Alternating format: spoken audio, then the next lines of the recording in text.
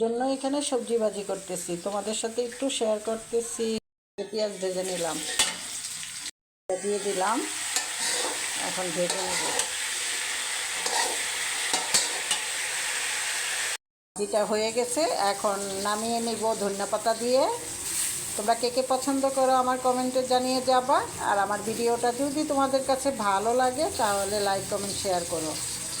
আমি সবজি ভাজিটাই বেশি খাই, তাই তোমাদেরকে 2-3 বার দেখানো হয়ে গেল। যেহেতু রান্না করতেছি,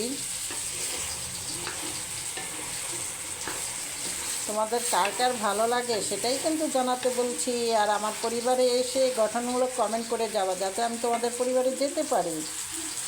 দিলাম, এখন নামিয়ে নিব, হয়ে গেছে।